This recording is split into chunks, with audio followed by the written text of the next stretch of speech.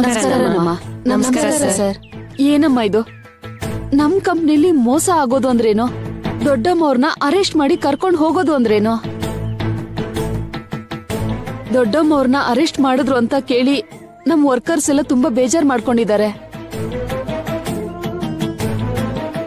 ನಮ್ಮನ್ನೆಲ್ಲ ಮಕ್ಳು ತರ ನೋಡ್ಕೊಳ್ಳೋ ದೊಡ್ಡಮ್ಮವ್ರಿಗೆ ಎಂತ ಕಷ್ಟ ಬಂದ್ಬಿಡ್ತಮ್ಮ. ರತ್ನಮ್ಮ, ಆಗಿರೋದ್ರ ಬಗ್ಗೆ ನೊಂದ್ಕೊಳ್ಳೋದಲ್ಲ ಈಗ ನಮ್ ಕೆಲ್ಸ. ಆ ತಪ್ಪು ಹೇಗಾಯ್ತೋ ಅದನ್ನ ತಿಳ್ಕೋಬೇಕು. ನಮ್ಮ ಕಣ್ಣು ಕಾಣದ ಹಾಗೆ ನಮ್ ಫ್ಯಾಕ್ಟ್ರಿಲಿ ಮೋಸ ಮಾಡಿರೋ ಆ ಕಳ್ಳ ಯಾರು ಅಂತ ನಾವ್ ತಿಳ್ಕೋಬೇಕು. ಕಳೆದ 2-3 ದಿನದಿಂದ ಹೊಸಬ್ರು ಯಾರಾದ್ರೂ ನಮ್ ಫ್ಯಾಕ್ಟ್ರಿಗೆ ಬಂದಿದ್ರಾ?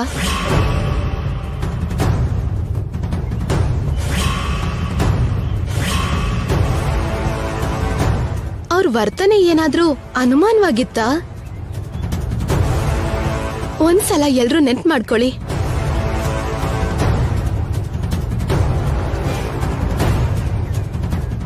ಅಂತವ್ರು ಯಾರಾದ್ರೂ ಬಂದಿದ್ರೆ ಅವ್ರನ್ನ ನಾವು ಹಿಡಿದ್ರೆ ನಮ್ ಸಮಸ್ಯೆ ದೂರ ಆಗುತ್ತೆ. ದಯವಿಟ್ಟು ಎಲ್ರೂ ನೆನ್ಪು ಮಾಡ್ಕೊಳ್ಳಿ. ಅಮ್ಮ, ನಿನ್ನೆ ಒಬ್ಬ ಮಸಾಲೆ ಬೇಕು ಅಂತ ಬಂದಿದ್ದ ಅಮ್ಮ. ಎಷ್ಟ್ ರೀತಿ ಮಸಾಲೆ ಇದೆ ಅಂತ ನನ್ನ ಕೇಳ್ದ ಅಮ್ಮ. ಎಲ್ಲ ವಿವರವಾಗಿ ಹೇಳ್ದೆ ನಾನು. ಎಲ್ಲ ಸ್ಯಾಂಪಲ್ ಪ್ಯಾಕೆಟ್ಸ್ ಕೊಡಿ ಅಂತ ಕೇಳ್ದ.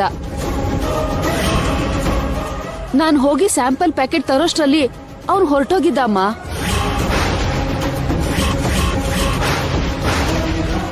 ಮಸಾಲಾ ಪ್ಯಾಕೆಟ್ಸ್ ತಗೊಳಕ್ ಬಂದವನು ಅದ್ರ ಬಗ್ಗೆ ಎಲ್ಲಾ ವಿವರ ಕೇಳ್ದವನು ನನ್ ಸ್ಯಾಂಪಲ್ ಪ್ಯಾಕೆಟ್ ತರೋಷ್ಟ್ರಲ್ಲಿ ಯಾಕೆ ಹೊರಟೋದ್ನೋ ಅರ್ಥನೇ ಆಗ್ತಿಲ್ಲ.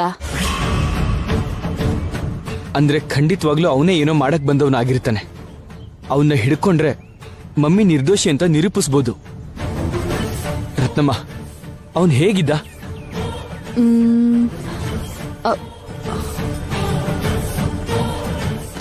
ಹೇಗಿರ್ತಾನೆ ಅಂತ ಹೇಳೋಕ್ ಆಗೋದಿಲ್ಲ ಸರ್, ಆದ್ರೆ ನೋಡಿದ್ರೆ ಗುರ್ತು ಹಿಡಿತೀನಿ. ಹಾಗಾದ್ರೆ ಹೋಗಿ ನಮ್ CCTV ಫುಟೇಜ್ ನೋಡೋಣ ಬನ್ನಿ. ನಿನ್ನೆಯಿಂದ ನಮ್ಮ ಆಫೀಸಲ್ಲಿ CCTV ವರ್ಕ್ ಮಾಡ್ತಾ ಇಲ್ಲ ಸರ್.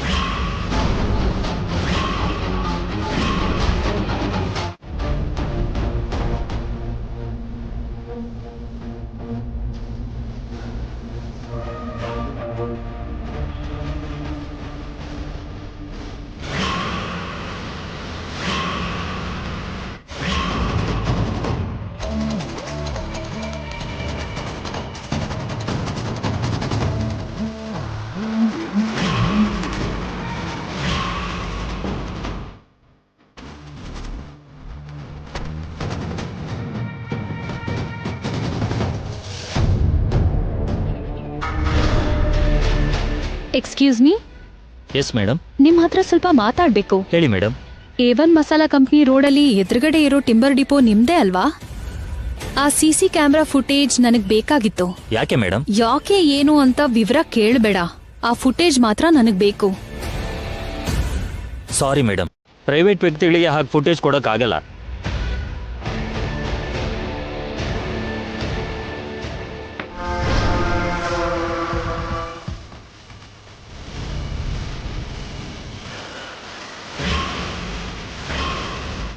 ದುಡ್ಡು ಕೊಟ್ರು ಆಗಲ್ವಾ?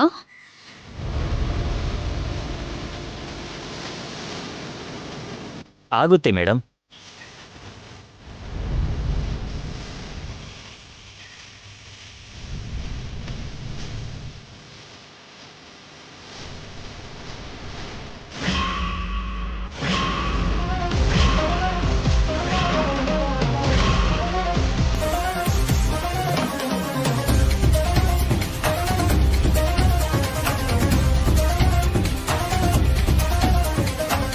ಅವತ್ತು ರೆಕಾರ್ಡ್ ಆಗಿರೋ ಫುಟೇಜ್ ಎಲ್ಲ ಈ ಪೆನ್ ಡ್ರೈವ್ ಅಲ್ಲಿ ಕಾಪಿ ಮಾಡಿದ್ದೀನಿ ಮೇಡಮ್, ತಗೊಳ್ಳಿ ಮೇಡಮ್.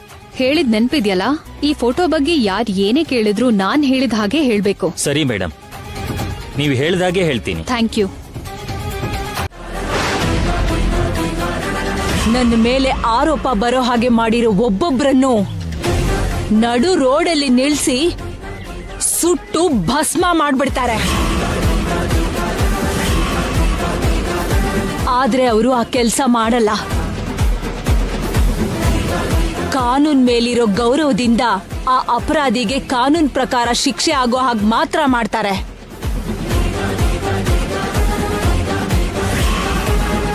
ಅವರಿಗೆ ಎಷ್ಟೇ ಶಿಕ್ಷೆ ಆದ್ರೂ ನೀವು ಪಡ್ತಾ ಇರೋ ಈ ನೋವು ಮಾತ್ರ ಹೋಗಲ್ವಲ್ಲ ಅತ್ಗೆ. ಜೊತೆಗೆ ಆನಂದ ಗಜಪತಿ ವರ್ಮಾ ಅವ್ರ ಹೆಂಡತಿನ ಅರೆಸ್ಟ್ ಮಾಡಿದ್ರು ಅಂತ 4 ಜನ ಮಾತಾಡ್ಕೊಂಡ್ರೆ ಎಷ್ಟು ಅವಮಾನ ಆಗತ್ತೆ. ನಾಳೆ ಎಲ್ರೂ ಮುಂದೆ ತಲೆ ಎತ್ಕೊಂಡು ತಿರ್ಗಕ್ಕಾಗತ್ತಾ? ತಿರುಗ್ತೀನಿ.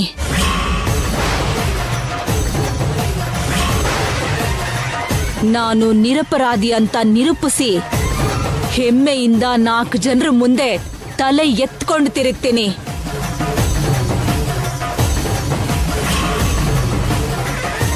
ಪಾಪ ನೀವ್ ನನ್ ಮೇಲೆ ಸಹಾನುಭೂತಿ ತೋರಿಸಿ ಮತ್ತೆ ನಮ್ ಕುಟುಂಬಕ್ಕೆ ಹತ್ರ ಆಗ್ಬೇಕು ಅಂತ ಆಸೆ ಇಟ್ಕೊಂಡ್ ಬಂದಿದ್ದೀರಾ ಅನ್ಸತ್ತೆ. ನಿಮ್ ಸಹಾನುಭೂತಿ ನನಗೆ ಅಗತ್ಯ ಇಲ್ಲ. ನಿಮ್ಮ ಕರುಣೆ ಕೂಡ ನನಗೆ ಅಗತ್ಯ ಇಲ್ಲ.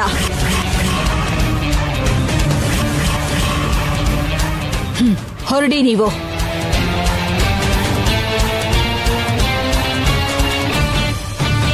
ಏನ್ ಹಾಗ್ ನೋಡ್ತಾ ನಿಂತಿದ್ದೀರಾ? ಹೊರಡಿ. ನಡಿಯೇ, ಹೋಗಿ ಅಂತ ಹೇಳ್ತಿದಾರಲ್ಲ, ನಡಿ.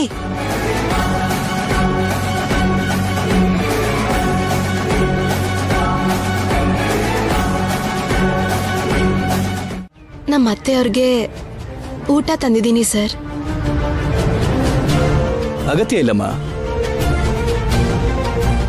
ಅವ್ರಿಗೆ ಊಟದ ವ್ಯವಸ್ಥೆನ ನಾವಿಲ್ಲೇ ಮಾಡ್ತೀವಮ್ಮ. ಆ ಕ್ಯಾರಿಯರ್ನ ನೀವು ಮನೆಗೆ ತಗೊಂಡೋಗಿ. ತಂದ್ಬಿಟ್ಟಿದ್ದೀನಲ್ಲ ಸರ್, ನಮ್ಮ ಅತ್ತೆಯವ್ರಿಗೆ ಕೊಟ್ಬಿಟ್ಟು ಹೋಗ್ತೀನಿ. ಹಾಗಾಗೋದಿಲ್ಲಮ್ಮ, ಮನೆಯಿಂದ ಊಟ ತಂದ್ಕೊಡೋದಿಕ್ಕೆ ರೂಲ್ಸ್ ಒಪ್ಪೋದಿಲ್ಲಮ್ಮ. ಅವ್ರ ಊಟ ತಿಂಡಿ ವ್ಯವಸ್ಥೆ ನಾವು ನೋಡ್ಕೋತಿದ್ದೀವಲ್ಲ, ನೀವೇನ್ ಟೆನ್ಷನ್ ಮಾಡ್ಕೋಬೇಡಿ. ಅಂದ್ರೆ ಹೊರಗಡೆ ಫುಡ್ ಅವ್ರಿಗಾಗಲ್ಲ ಸರ್. ಒಳ್ಳೆ ಹೋಟೆಲಿಂದಾನೇ ತರಿಸ್ತೀವಮ್ಮ, ನೀವೇನು ಭಯ ಪಡುವಂತ ಅಗತ್ಯ ಇಲ್ಲ. ಆದ್ರೆ ಅವರು ಉಪ್ಪು ಖಾರ ಮಸಾಲ ಎಲ್ಲ ಕಡಿಮೆ ತಿನ್ನೋದು ಸರ್. ಹೊರಗಡೆ ಫುಡ್ ತಿಂದ್ರೆ ಅವ್ರಿಗೆ ಹೊಟ್ಟೆಯಲ್ಲಿ ಉರಿ ಆಗತ್ತೆ. ಅದಕ್ಕೆ ಅವ್ರಿಗೋಸ್ಕರ ಸ್ಪೆಷಲ್ ಆಗಿ ಅಡಿಗೆ ಮಾಡ್ಕೊಂಡು ತಂದಿದ್ದೀನಿ. ದಯವಿಟ್ಟು ಪರಿಸ್ಥಿತಿನ ಅರ್ಥ ಮಾಡ್ಕೊಳ್ಳಿ ಸರ್. ಹಾಗಂದ್ರೆ ಹೇಗೋ ಪುಟ್ಟ, ತಿಂದೇ ಇದ್ರೆ ಸುಸ್ತಾಗತ್ತೆ. ಆದ್ರೂ ಓಕೆ, ಅಜ್ಜಿ ಬರೋ ತನಕ ನಾನು ಏನೂ ತಿನ್ನೋದಿಲ್ಲ. ಅಜ್ಜಿ ನಾಳೆ ಬೆಳಗ್ಗೆನೆ ಬಂದ್ಬಿಡ್ತಾರಪ್ಪ. ಹಾಗಾದ್ರೆ ನಾಳೆ ಬೆಳಗ್ಗೆನೆ ತಿಂತೀನಿ. ನೀನ್ ತಿಂದೆ ಇದ್ರೆ ಇವ್ರು ಯಾರು ಏನೂ ತಿನ್ನಲ್ಲ ಅಂತಾರೆ. ನೀನ್ ತಿಂದ್ರೇನೆ ಇವ್ರು ಎಲ್ರೂ ತಿನ್ನೋದು ಅಲ್ವಾ ರೀ? ಸನ್ನಿಗೋಸ್ಕರ ಆದ್ರೂ ನೀವ್ ಊಟ ಮಾಡ್ಬೇಕು ಪ್ಲೀಸ್. ಓಕೆ, ನಿನ್ ಚಿಕ್ಕಮ್ಮ ಹೇಳಿದ್ದು ಕರೆಕ್ಟೇ ಕಣ. ನೀನ್ ತಿಂದೇ ಇದ್ರೆ ನಾವು ತಿನ್ನಲ್ಲ. ನೋಡ್ದ್ಯಾ, ನೀನ್ ತಿಂದೆ ಇದ್ರೆ ಇವ್ರು ಯಾರು ತಿನ್ನಲ್ವಂತೆ. ನೀನ್ ತಿಂದ್ರೇನೆ ಇವ್ರು ತಿನ್ನೋದು. ಸರಿ, ತಿಂತೀನಿ. ಅದಕ್ಕೆ ಬಡಿಸಿ. ಸರಿ, ಬಾ ಪುಟ್ಟ, ಕೂತ್ಕೋ.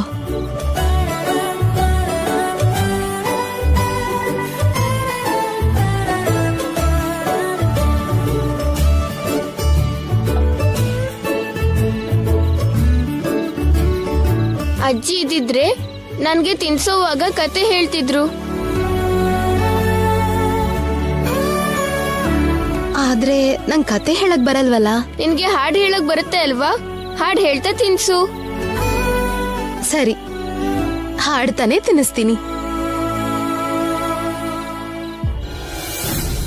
ಕೈಲಿ ಬೆಣ್ಣೆ ಮುದ್ದೆ, ಚೆಂಗೆಣ್ಣೆ ಹೋದಂಡೆ, ಬಂಗಾರ ಕುಸುರಿಯ ಸುಂಟ ಪಟ್ಟಿ. ಕೈಲಿ ಬೆಣ್ಣೆ ಮುದ್ದೆ, ಚೆಂಗೆಣ್ಣೆ ಹೋದಂಡೆ, ಬಂಗಾರ ಕುಸುರಿಯ ಸುಂಟ ಪಟ್ಟಿ.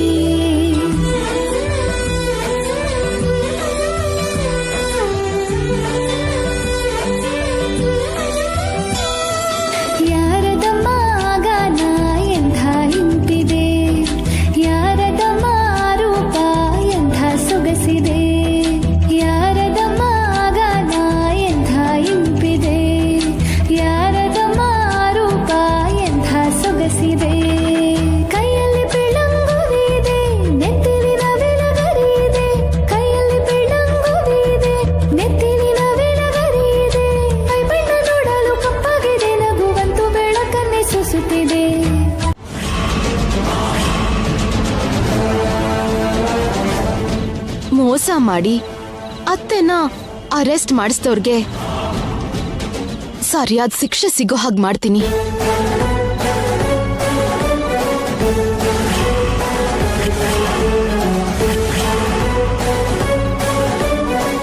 ಈ ಗೌರಮ್ಮ ನನ್ ಕತ್ತೆ ಮುಗ್ಸೋ ಹಾಗೆ ಕಾಣ್ತಿದ್ದಾಳೆ. ಅಷ್ಟಕ್ಕೂ ಅವಳು ಪೊಲೀಸ್ ಸ್ಟೇಷನ್ಗೆ ಯಾಕೆ ಹೋದ್ಲು?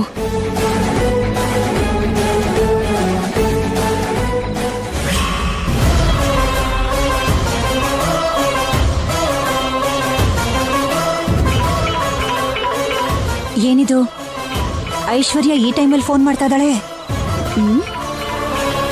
ಶ್ಯಾಮನ್ನ ಹೊರಗೆ ಹಾಕಿದ್ರು ಅಂತ ಗುಡ್ ನ್ಯೂಸ್ ಹೇಳ್ತಾಳೇನೋ. ಮಾತಾಡು ಮಾತಾಡು. ಹಲೋ, ಬುದ್ಧಿ ಇದ್ಯಾ ನಿಮ್ಗೆ?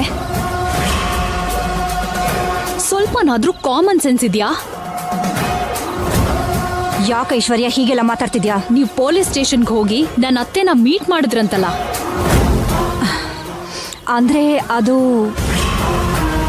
ಆವತ್ತು ನಮ್ಮನ್ನ ಮನೆಯಿಂದ ಹೊರಗೆ ಹಾಕಿ ನಿಮ್ಮತ್ತೆ ನಮ್ಗೆ ಅವಮಾನ ಮಾಡಿದ್ರಲ್ಲ. ಅವಮಾನ ಮಾಡಿದ್ರೆ ಈಗ ಅವರು ಪೊಲೀಸ್ ಸ್ಟೇಷನ್ ಅಲ್ಲಿ ಇರೋದಕ್ಕೆ ಅವ್ರಿಗೆ ಎಷ್ಟು ಅವಮಾನ ಆಗಿದ್ಯೋ ಅಂತ ನೋಡೋದಿಕ್ಕೆ ಹಾಗೆ ನೋಡ್ಕೊಂಡ್ ಬರೋಣ ಅಂತ ಹೋಗಿದ್ದೆ. ಪಡ್ಕೋಬೇಕು ನಿಮ್ ಬುದ್ಧಿಗೆ.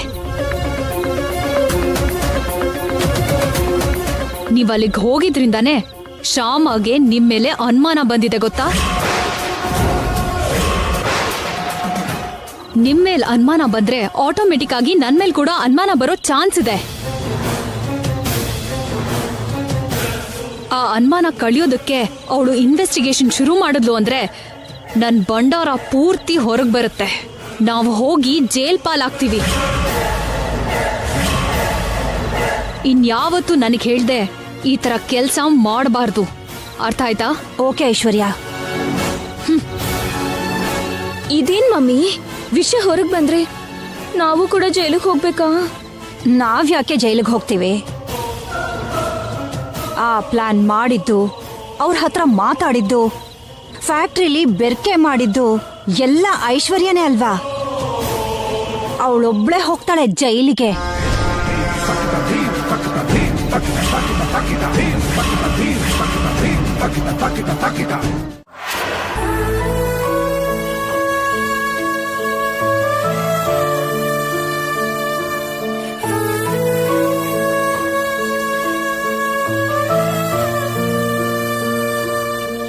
ಏನ್ರಿ ಇದು?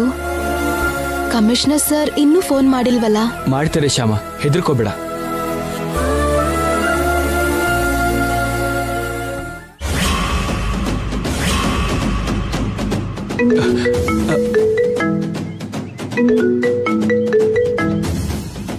ಇಲ್ಲಿ ನೋಡು, ಕಮಿಷನರ್ ಸರೇ ಮಾಡ್ತಿದ್ದಾರೆ.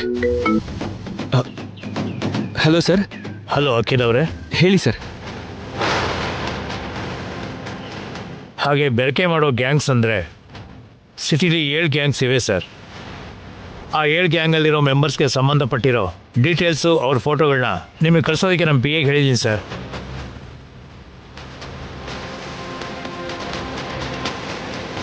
ನಿಮಗೆ ಇನ್ನೊಂದು 10 ನಿಮಿಷದಲ್ಲಿ ಫೋಟೋ ಕಳಿಸ್ತಾರೆ. Thank you sir. ಖಂಡಿತ ಅವರಲ್ಲಿ ಯಾರೋ ಒಬ್ಬರು ನಿಮ್ಮ ಫ್ಯಾಕ್ಟ್ರಿಗೆ ಕಲಬೆರಕೆ ಮಾಡ್ತಿರ್ತಾರೆ. ಅವರನ್ನು ಯಾರಾದರೂ ನಿಮ್ಮ ಸ್ಟಾಫಲ್ಲಿ ಗುರುತು ಹಿಡಿದ್ರೆ ಅವನನ್ನು ಹಿಡಿಯೋದಕ್ಕೆ ನಮಗೆ ತುಂಬ ಈಸಿ ಆಗುತ್ತೆ. Okay sir, thank you very much. You are most welcome sir. ಒಂದು 10 ಮಿನಿಟ್ಸಲ್ಲಿ ಆ ಗ್ಯಾಂಗಿಗೆ ಸಂಬಂಧಪಟ್ಟಿರೋ ಫೋಟೋಸ್ ಎಲ್ಲ ನಮಗೆ ಕಳಿಸ್ತೀನಿ ಅಂದರು ಕಮಿಷನರ್.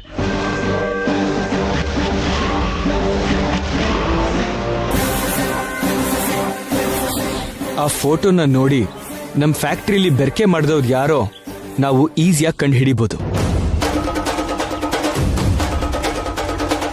ನಾನ್ ಕೆಲ್ಸ ಹೇಳ್ದೋನ್ ಫೋಟೋ ಕೂಡ ಆ ಲಿಸ್ಟಲ್ಲಿದ್ರೆ ಅವನು ಸಿಕ್ ಬೀಳ್ತಾನೆ. ಅವನ್ ನಿಜ ಹೇಳಿದ್ರೆ ನಾನ್ ಸಿಕ್ ಬೀಳ್ತೀನಿ. ಅರ್ಜೆಂಟಾಗಿ ಅವನಿಗೆ ಓಡ್ ಹೋಗಕ್ ಹೇಳ್ಬೇಕು. ರತ್ನಮ್ಮ, ಈ ಸಿಟಿಲಿ ಈ ತರ ಕೆಲಸ ಮಾಡೋರ್ ಫೋಟೋನೆಲ್ಲ ಕಮಿಷನರ್ ಅವರು ನಮಗ್ ಕಳ್ಸಿದ್ದಾರೆ. ಈ ಫೋಟೋಸ್ ಅಲ್ಲಿ ಅವತ್ತು ನಮ್ ಫ್ಯಾಕ್ಟ್ರಿಗೆ ಬಂದವ್ರ ಫೋಟೋ ಕೂಡ ಇದ್ಯಾ ಅಂತ ನೋಡು. ಸರಿನಮ್ಮ.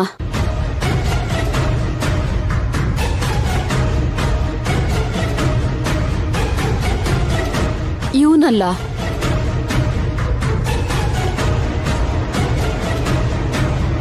ಇವನು ಅಲ್ಲಮ್ಮ.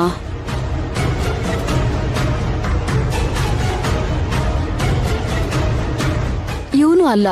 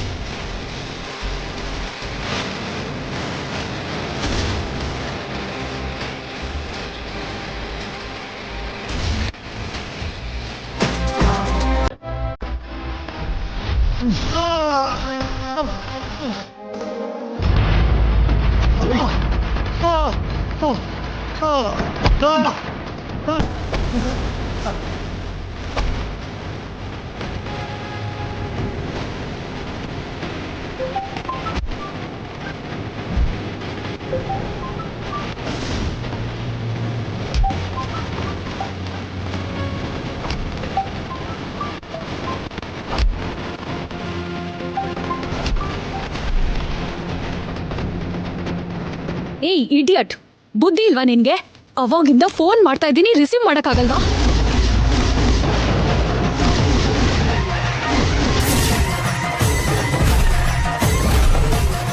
ಕಮಿಷನರ್ ಸ್ವಲ್ಪ ಫೋಟೋಗಳನ್ನ ಅಖಿಲ್ಗೆ ಕಳ್ಸಿದಾರಂತೆ.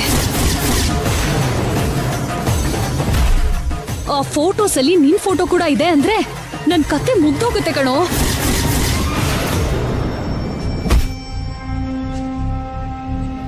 ನಾನೇ ನನ್ನ ಅತ್ತೆನ ಅರೆಸ್ಟ್ ಮಾಡಿಸಿರೋ ವಿಷಯ ಹೊರಗ್ ಬರುತ್ತೆ.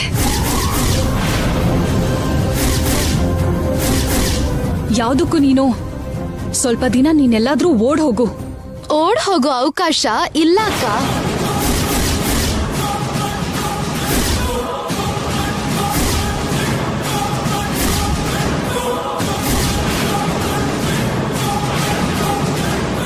ಸಿಕ್ ಬಿದ್ದಾಯ್ತು. ಕಳ್ಳ ಸಿಕ್ಕಾಯ್ತು.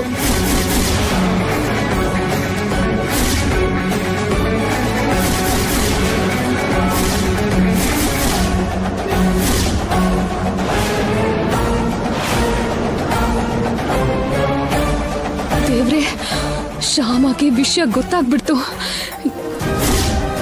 ಈಗ ನನ್ನ ಪರಿಸ್ಥಿತಿ ಏನು? ಏನ್ ಮಾಡ್ಲಿ? ಏನಂದ್ರೆ ಅವನ್ಗಿನ್ನೂ ಹೊಡಿತಾ ಇದ್ರೆ ಅವನ್ ಸತ್ತೇ ಹೋಗ್ತಾನೆ. ಇವನ್ನ ಎಳ್ಕೊಂಡು ಹೋಗಿ ಪೊಲೀಸ್ ಸ್ಟೇಷನ್ ಅಲ್ಲಿ ನಿಲ್ಸ್ಬೇಕು.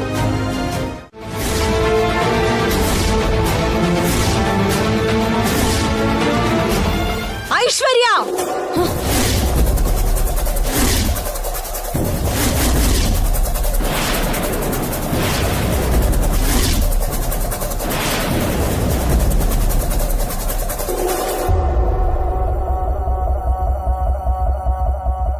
ಐಶ್ವರ್ಯ,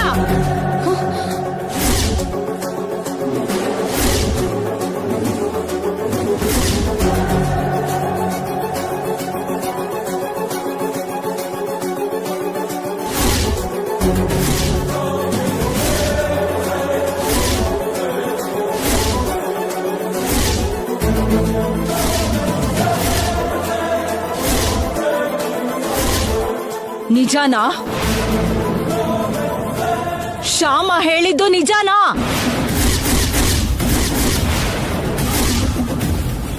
ನಾನ್ ಅರೆಸ್ಟ್ ಆಗೋದಕ್ಕೆ ಕಾರಣ ನೀನಾ?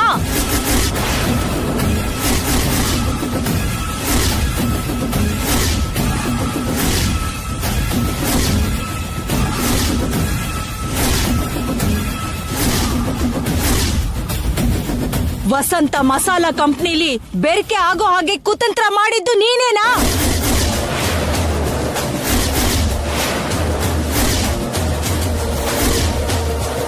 ಇಷ್ಟು ದಿವಸ ನಿಮ್ಮ ಮಾವನವರು ಇಲ್ಲಿ ಸಂಪಾದನೆ ಮಾಡಿರೋ ಹೆಸರು, ಪ್ರಖ್ಯಾತಿ, ಕೀರ್ತಿ, ಪ್ರತಿಷ್ಠೆ ಮಣ್ಣು ಪಾಲ ಆಗೋ ಹಾಗೆ ಮಾಡಿದ್ದು ನೀನೇನಾ?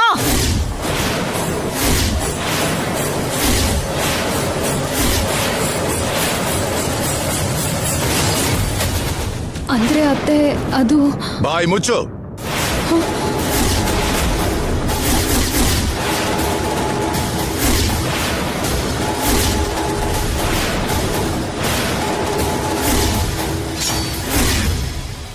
ನಿಮ್ಮ ಅತ್ತೆ ನೀನು ಅರೆಸ್ಟ್ ಮಾಡಿಸಿ ತಪ್ಪು ಮಾಡಿದ್ದು ಅಲ್ದೆ ಇನ್ನೂ ಅದನ್ನ ಸಮರ್ಥನೆ ಮಾಡ್ಕೋತಿದ್ಯಾ?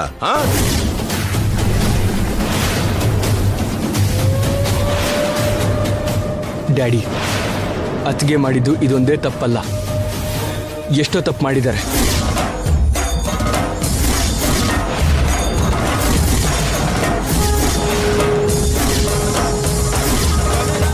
ಫ್ಯಾಕ್ಟ್ರಿಲಿ ಕೆಲಸ ಮಾಡೋ ರತ್ನಮ್ಮನ ಕೆಲಸ ಹೋಗೋದಕ್ಕೆ, ರತ್ನಮ್ಮ ಆತ್ಮಹತ್ಯೆ ಪ್ರಯತ್ನ ಮಾಡೋದಕ್ಕೆ ಕಾರಣ ಅತ್ತಿಗೆನೆ.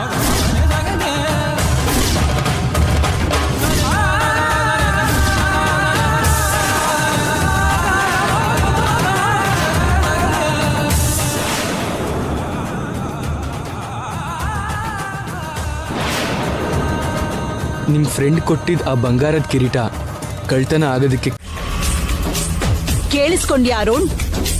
ನಿಮ್ ಡ್ಯಾಡಿ ಏನ್ ಹೇಳಿದ್ರು ಕೇಳಿದ್ಯಾ?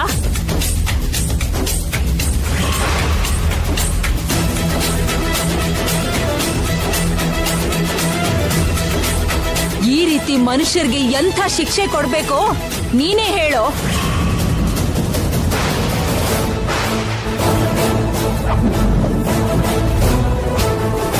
ಇವಳು ಯಾವ ಥರ ಶಿಕ್ಷೆ ಕೊಡ್ತೀನಿ ಅಂತ ಹೇಳೋದಿಲ್ಲ, ಹೇಳ್ಬಾರ್ದು ಕೂಡ.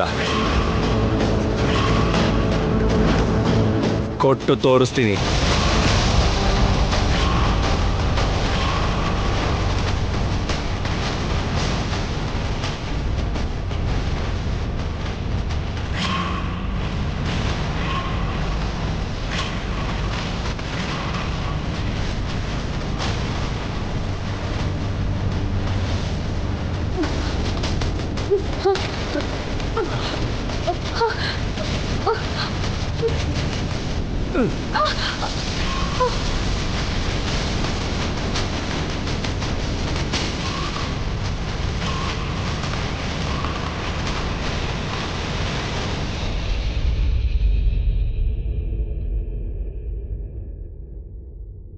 ಮತ್ತೆ ಈ ಮನೆಗೆ ಕಾಲಿಡೋ ಅರ್ಹತೆ ಕೂಡ ನಿನಗಿಲ್ಲ.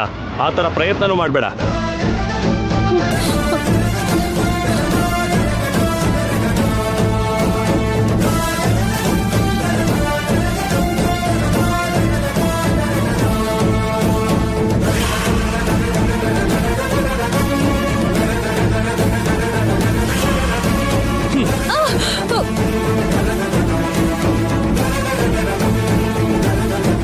ಯಾವುದೋ ಹಳ್ಳಿ ಮೂಲೆಯಲ್ಲಿ ಹುಟ್ಟು ಬೆಳೆದಿರೋ ಹಳ್ಳಿ ಗಮಾರು ನೀನು.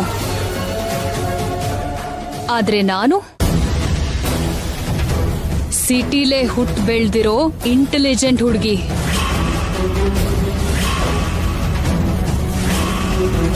ನನ್ ಜಾಣತನದ ಮುಂದೆ ನಿನ್ ದಡ್ಡತನ ಯಾವತ್ತೂ ಕೆಲಸ ಮಾಡಲ್ಲ.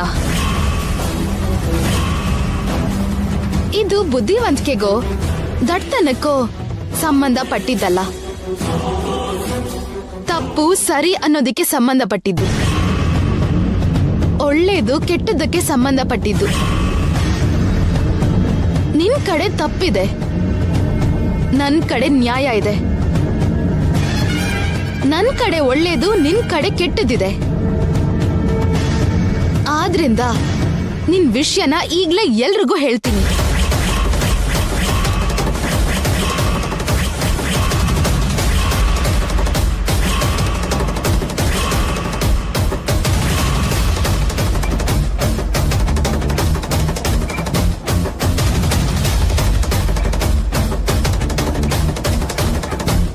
ಇವಳನ್ನ ಇಷ್ಟು ಹೆದರ್ಸಿದ್ರು ಕೂಡ ಹೇಳ್ತೀನಿ ಅಂತಾನೆ ಅಂತಿದ್ದಾಳಲ್ಲ.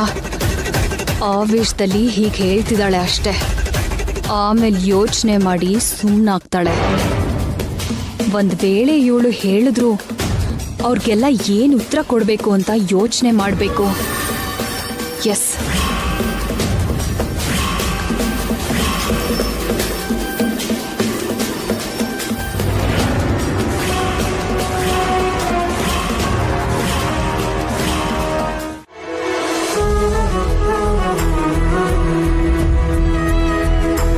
ಅಕ್ಕ ತಂಗಿರ್ ಮಧ್ಯೆ ಯಾವ ಸಮಸ್ಯೆನೂ ಬರ್ದೇ ಇರ್ಬೇಕು. ಒಬ್ಬರ ವಿಷಯದಲ್ಲಿ ಇನ್ನೊಬ್ರು ಯಾವ ಅಸೂಯೇನೂ ಪಡ್ದೆ, ಯಾವ ತಪ್ಪು ಮಾಡದೆ ಇರಬೇಕು.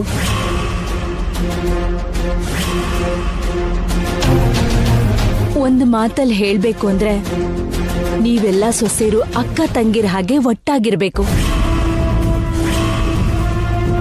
ಸರಿ ಅತ್ತೆ, ನಾವು ಅಕ್ಕ ತಂಗಿರ ಹಾಗೆ ಒಟ್ಟಾಗಿರ್ತೀವಿ. ಒಟ್ಟಿಗೆ ಇರ್ತೀವಿ ಅಂದ್ರೆ ಏನಕ್ಕ? ಆಲ್ರೆಡಿ ನಾವು ಹಾಗೆ ಒಟ್ಟಿಗೆ ಇದೀವಲ್ಲ. ನೀನಂದ್ರೆ ನನಗೆ ಸ್ವಂತ ಅಕ್ಕನ್ ಸಮಾನ, ಶ್ಯಾಮ ಅಂದ್ರೆ ನನಗೆ ಸ್ವಂತ ತಂಗಿ ಸಮಾನ.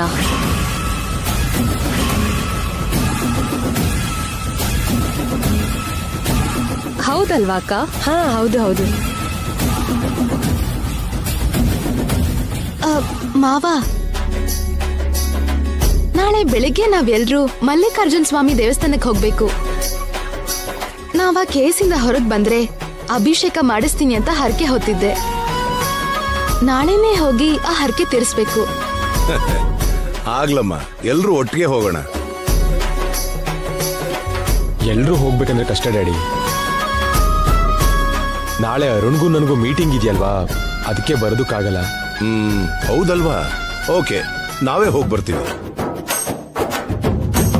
ಅಲ್ಲಮ್ಮ, ಮಲ್ಲಿಕಾರ್ಜುನ ಸ್ವಾಮಿ ದೇವಸ್ಥಾನದ ಪಕ್ಕ ಬೆಟ್ಟದ ಮೇಲೆ ವೆಂಕಟೇಶ್ವರ ಸ್ವಾಮಿ ದೇವಸ್ಥಾನ ಇರ್ಬೇಕಲ್ಲ, ಹೋಗಿ ದರ್ಶನ ಮಾಡಿ ಬಂದ್ರೆ ಒಳ್ಳೇದು ಅಂತಾರಲ್ಲ. ಹೌದು ಮಾವ, ತುಂಬಾ ಒಳ್ಳೇದು ಅಂತಾರೆ. ಒಳ್ಳೇದಾದ್ರೂ ಸರಿ, ನೀವು ಮಾತ್ರ ಬೆಟ್ಟ ಹತ್ತಿ ಹೋಗೋಕ್ಕೆ ನಾನ್ ಮಾತ್ರ ಒಪ್ಪಲ್ಲ. ನಿಮ್ ಆರೋಗ್ಯ ಹೀಗಿರುವಾಗ ನೀವು ಬೆಟ್ಟ ಗುಡ್ಡ ಹತ್ಬಾರ್ದು ಅಂತ ಡಾಕ್ಟ್ರೇ ಹೇಳಿದಾರಲ್ಲ. ನೀವು ಸ್ವಲ್ಪ ದೂರ ನಡೀತಿದ್ದ ಹಾಗೆ ನೀವು ಸುಸ್ತಾಗ್ಬಿಡ್ತೀರಾ. ಹಾಗೇನಾದ್ರೂ ಸುಸ್ತಾದ್ರೆ ಬೆಟ್ಟ ಹತ್ತೋದ್ ನಿಲ್ಸ್ತೀನಿ ಬಿಡು.